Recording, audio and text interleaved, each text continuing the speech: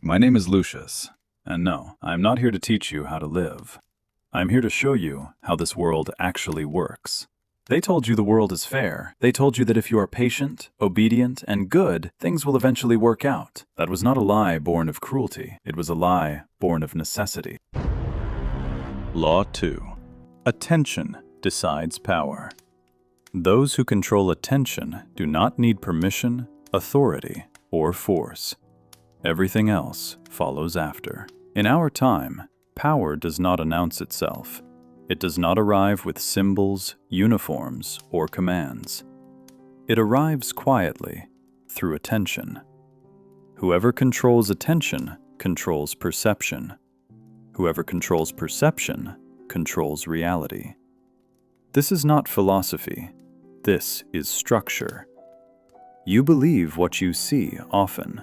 You trust what you see repeatedly, and you obey what you stop questioning. Attention is not something you own. It is something that is taken from you, piece by piece, moment by moment, until you forget it was ever yours. Nothing competes for your attention by accident. Every notification, every headline, every suggestion exists to interrupt your stillness. Stillness is dangerous to systems. A silent mind begins to notice patterns. A focused mind begins to ask questions. An undistracted mind becomes difficult to guide. So your world is kept loud. In your time, this is called information, connection, entertainment. But the function is older than the language. What holds your attention shapes your fears. What shapes your fears shapes your decisions, and decisions repeated long enough become identity. You do not need to be lied to. You only need to be shown something else. Attention redirected becomes belief rewritten. That is why speed matters more than truth, why emotion matters more than accuracy, why outrage travels faster than understanding. A distracted mind feels busy. A busy mind feels important. And an important mind rarely notices it is being led. This law does not require force. It only requires access. Once attention is captured, everything else follows quietly. In our time, attention is treated as an unlimited resource. It is not. It exhausts faster than the body. It fractures faster than thought. And once fragmented, it does not return to its original shape. This is why modern influence is not built on persuasion. Persuasion takes time. Attention capture does not. You are not asked to agree. You are asked to look. And once you look, the work is already done. Repeated exposure replaces understanding. Familiarity replaces judgment. Reaction replaces reflection. This is how importance is manufactured. What appears everywhere feels significant. What is absent feels irrelevant.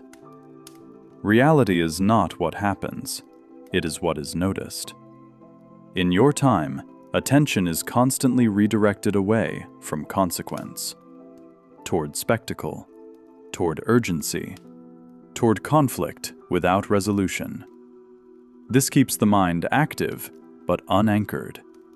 An unanchored mind moves quickly, but it does not move forward. It reacts, it comments, it shares, and then it moves on. Nothing settles. Nothing integrates. Nothing changes. This is not chaos. It is balance. A population that cannot focus cannot coordinate. A population that cannot coordinate cannot resist. So attention is divided, split across platforms, narratives, identities, each demanding urgency, none demanding depth. Depth creates independence. Independence creates friction. So depth is discouraged, not by force, but by inconvenience. Long thought is replaced with short reaction. Silence is replaced with stimulation. Clarity is replaced with constant input. And over time, this feels normal. The most effective control does not tell people what to think. It decides what they will think about. Everything else is noise management. This law explains why so much feels important, yet nothing feels meaningful. Attention is occupied, but direction is absent. And that absence is not accidental.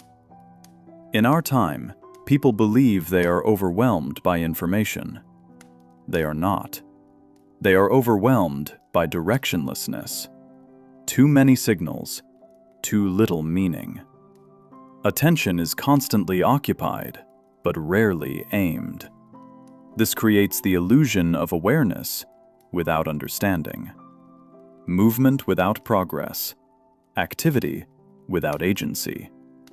A mind that never rests cannot see clearly. A mind that never focuses cannot decide freely. So attention remains busy, and power remains invisible.